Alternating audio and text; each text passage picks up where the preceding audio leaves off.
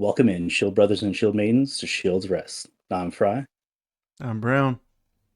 And I'm true. and today we're going to be doing an introduction to licensings for new players. So let's mount up.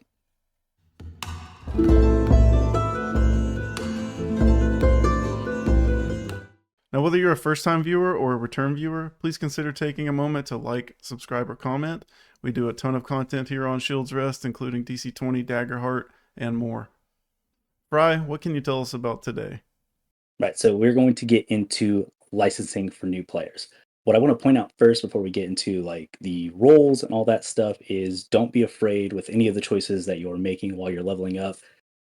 Explore, feel free to go for that weird option or try out something new because every time you level up, you actually get the option to redo a lot of things, but in regards to this video, you get to redo your licenses. So you can get to, let's say, level 6, and you just don't like anything that you are doing in combat, or you want to try out and swap out to a new different role, you can completely reset, go with a different mech style, role, everything. So really love that in the system. It's very flexible in that aspect. You're not locked into anything, and it's hard to be stuck with like a bad build. Not that there's anything bad, but you're never stuck to any choices that you made. So with that out of the way, let's jump into roles.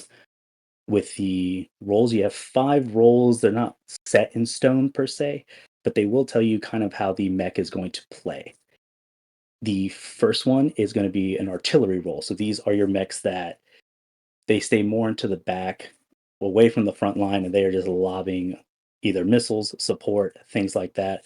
They are going to be your kind of backline artillery in the role name, right? Then you have your strikers. These are going to be your resilient mechs. They get up close, impersonal, melee focused, or shotguns, things like that. They're going to be up right there in the fray. Then you have controllers. These are manipulating the battlefield. They're inflicting statuses, doing force movement or preventing movement, overheating their targets, and they're trying to just make it a bad day for anybody that's out there on the battlefield using the environment, statuses, things like that. Fourth up, we have our supports. That's going to be kind of standard with any game you've played before, right? You're buffing your allies, debuffing your enemies a little bit, so kind of stepping into controller somewhat, but they are there to heal, protect, and support their allies. And then finally, defenders. These are kind of like strikers in that they're durable and resilient, but they're there to kind of shield their allies and protect them as opposed to being more damage focused. But that is all 5 of them, and you can also mix and match them, which we'll see in a little bit there. But any questions on those, or is there anyone you want to elaborate more on, or something like that? I mean, I'm kind of curious about the defender and the artillery more specifically, but the defender makes me question a little bit more of like, what does that mean exactly? Are we talking like an actual shield, or is there like an energy shielding of some kind? Like, what are we talking about for a defender? For sure. Let's check out actually the Drake from the IPS North Star manufacturers. That is probably the first defender you're going to see if you're running through the book. Right. So here with the Drake, kind of like you were saying, right? He does have the big shield, the big cannon arm. This is, I think, your stereotypical defender. Do want to point out I love the look of the IPS-N mechs. I think all of them do look cool. But I think IPS-N has the like when you think of a mech, it's IPS-N. But this is just our first example. Scroll up and talk a little bit about what a defender does playstyle wise. Right. So within Fortress Protocol, the big things to take away with these is that he will kind of go into place, activate, drop hard cover. Hard cover is going to provide you with a lot of protection for your allies on either side of you. This does immobilize them, but it also gives them immunity to things like knockback, prone. He can have better access to the brace ability. So the brace is a reaction to when you get hit, you can actually try and absorb some of that damage. So you're going to have a lot of things that are going to keep you on your feet, provide protection to your allies in some way. It just be that shield wall, so to speak, for your allies. This is going to be the most generic kind of example, I think, not in a bad way, but this is him. He's dropping walls, he's staying on his feet, he's giving cover to his allies so that they can do what they do best. He's also going to have resistance to damaging, like you see with his blast plating. heavier frame, so he can't be pushed, pulled, anything like that by smaller characters. He does have a little bit of disadvantage on his agility check, so more hull focus, which is going to be ISPN in general. They're going to be a little more hull focus as a stat, but yeah, that's kind of like your defender in a nutshell. It's just big, beefy dude there, not falling down. Right, he's going to stay on his feet as best he can and provide that protection for you. But how do you upgrade this guy if he's already coming with everything you need? Where do you go from there then? right, so as you level up, one is going to be your mech skills, right? So like I said, ISPN, they're a little more hull focused. Kind of get into that later with the manufacturers. Not saying you have to be using the whole stat for them. Just a little fun fact about it. I believe in the early versions of the playtest, the way you leveled up your stats was actually taking licenses in that manufacturer. So if you wanted to raise your hull, you had to take an ISPN license. So that's kind of where that came from. That's not the case now, which I think is better. So that way you can kind of pick your stats as you want. But that's one way to make them beefier. You can also pick up other mechs, right? So if you want to really be defender focused, as you get up to license level, 4, 5, 6, or even earlier, depending on how soon you want to jump into other ones, you can pick other defending or defender style mechs and take those abilities. And that's when you get into those systems that you can mix and match. So actually, if you want to go down to the Drake's systems on the next page, we can talk a little bit about what that looks like. And so as we're looking at here at the license level 1, we get his Argonaut shield. These are the things that you can pick and choose and attach to your mech. So if you are a different defender style mech and you want to beef up yourself a little bit by taking Drake license levels, you can take this first license level, you get the Argonaut shield, and you can plug it onto your current mech, vice versa, right? If you're the Drake and you want to take a different mech's license level, whatever ability comes with that, you can plug it onto your mech. There's no limitation as far as who you can pick.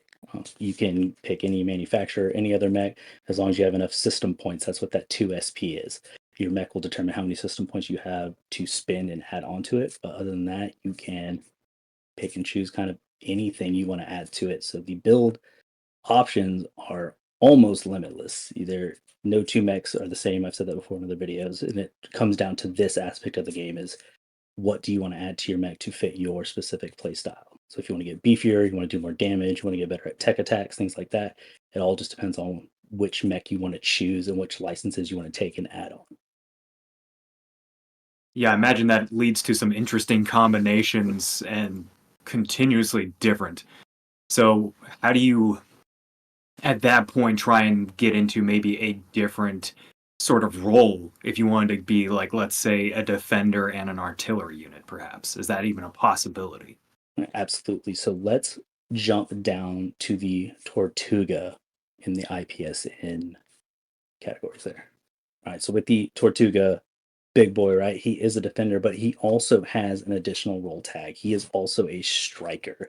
So if you want to scroll on up to his core power, and we can kind of see how it changes what he kind of does and what his role is, right? Right. So when we're looking at his hyper reflex mode, as you see here, he gets the additional or up to 3 threat if he doesn't have that already with his weapon. So threat is when you can take Overwatch reactions. So kind of like a opportunity attack when anything moves. It doesn't even have to leave your space. It just has to enter that space. He gets an additional Overwatch reaction per round. Overwatches are limited as normally once per round, but reactions themselves are not. Reactions are limited to once per turn. So you actually get multiple reactions in this game, which is really cool. But whenever he does do that Overwatch, he immobilizes the target, right? So the way this changes is now instead of like dropping shields, he is almost manipulating what the enemy can do and becoming a menace for his allies. So if he's in it with his allies up in their face and he's getting these extra Overwatch reactions and kind of punching them for moving after his allies, he's still defending, but now it's kind of changed the way that he does that and adding that kind of striker role to do a little bit more damage. I guess what I would be interested in too, along with these role tags, are what is each manufacturer like the best at? I think you mentioned the like one's better at hull, one's better at agility. Have we covered that at all? Right. No, yeah. So with IPS-N, like I said, it's going to be more whole focus, right? So it's not saying you have to take whole to be good at those things, but some of them are going to be doing like kind of grappling checks, or they're going to cause enemies to do checks and things like that. That's really the big thing is the checks, right? So if you want to be better at those things, or if you're like, hey, I want to be that whole base mech, beefier, more resilient, you're probably going to have a lot of synergies with the IPS-N manufacturer, whereas with the SSC, they are more agility focused. So they're kind of in and out, right? They go in, they do their damage, they get out. They're very agile. They have a lot of movement speed. A lot of them turn invisible, right? Not necessarily an agility stat, but that's their kind of vibe. With the Harrison Armory, HA, they are engineering. So they are going to be overclocking their reactors. They have a lot of bonuses, say, to being in they call it the danger zone. And that's where you're halfway through your heat capacity. So as your mech kind of heats up and is almost burning itself out, it's going to get additional abilities and stuff and do more damage. And then finally, you have the HORUS, and they're going to be your systems one. They have a lot of synergy with tech attacks and things like that. So, like I said, you can always mix and match the stats. You don't have to be glued to that stat. If anything, whole, like I said, are always going to be important because you want more health. It's going to boost your health out. But that's kind of where you can get in the mindset of like, hey, I want to be really good at I want to be a good systems person. Look at to the Horus mechs because they're probably going to benefit from that stat a lot more than the other ones per se. Gotcha. So you would say that these role tags are really best used to, like, if you're wanting to play a striker, for example, then the mech that has a role tag of striker would be a good kind of like base chassis to pick. And then you can still pick and choose from other elements that maybe aren't striker, but you can look at the striker role tag to know what striker type abilities are from other mechs as well. So to kind of like interchange them. Is that how it works? Absolutely. So you're basically picking those two at the simplest aspect of like, what do I want to play? You're picking a role tag, and then you're picking the kind of specialty you want to be in. So actually, if you go on to the next page of the book there, I'll kind of talk to it while you do. This is a really good page to be like, on the fly, this is kind of where I want to start. It lists out every mech here, what their role tag is, and then if you just know, hey, IPS-N kind of focuses on hull, Harrison Army kind of focuses on engineering. This is going to be a really good reference tool. If you don't know where you want to do, a good starting point is going to be these 2 pages right here. All right, so then what I'm hearing, if I want to create this artillery railgun expert, basically my XV88 dream here, I have to go with Harrison Armory to get the artillery tag and the engineering that's most likely going to be necessary for overdoing the reactors to be able to basically let off a charge that would be just as damaging as an actual railgun. Is that work round about the right ballpark? It's a good starting point, right? Everything has a little bit of nuance, but yes, if I was going to say if you're not quite sure where to go, that is not a bad place to start on your hunt for the perfect mech. In fact, I would say Harrison Armory, if you are looking for big kind of mass destruction, Harrison Armory thematically and mechanically is going to be the way to go. Well, I am an American, so mass destruction is exactly what I'm after. Absolutely. I do believe when they were, I don't know if that's how it ended up, but I know at some point in the creation of the Harrison Armory, I think America was a influence at some point in that.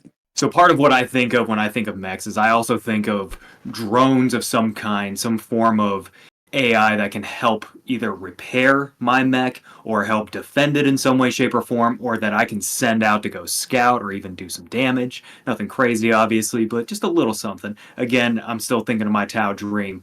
Is there a way to actually be kind of that drone commander in a sense? Funny you mentioned that. So 2 things. One, you do have talents that'll let you do that. There's actually a talent I think called Drone Commander. It will beef up your drones a little bit. You also, off the top of my head, Horus does have a mech that actually normally with drones they're kind of limited in what they could do, but Horus has a specific mech that kind of buffs them up, gives you more options for them. And that's where you kind of get into those mixing of the licenses, right? So what matters as far as like what your focus is going to be the mech frame. You get that at license level 2, and that's going to be your base. But say you want that big railgun build. Off the top of my head, Barbarossa for Harrison Army has that. But then you're like, hey, I want to sprinkle in a little bit of mech. You can start taking those HORUS licensing levels. The specific one that you want for is drone. Now you can add drones onto that. So that's where you almost kind of funnel into your very specific, like whatever you picture in your head. That's where those extra licensing come in. Once you get that third one, you get your core bonus. Okay, now how do I really dive into what's in my head as far as the playstyle goes? That's where the beauty of it comes in. That's when you start picking up all those weird random systems. There is no wrong way to build a mech. The phrasing you'll see a lot online, and I agree with it as well. The power in leveling up in Lancer, your power does not grow vertically. Your power grows horizontally. The tools you get widen, so it's never wrong to pick a new license because it's not making you weaker, because nothing's going to make you necessarily stronger. You're just widening your options. I can get behind that. That's no problem. Okay. So then Mm-hmm. these talents you speak of, how often do you gain talents on top of these extra little things that you throw onto your mech? Those little system upgrades that we've been seeing as we scroll through. How do you get more talents to also add to your deadliness as an individual?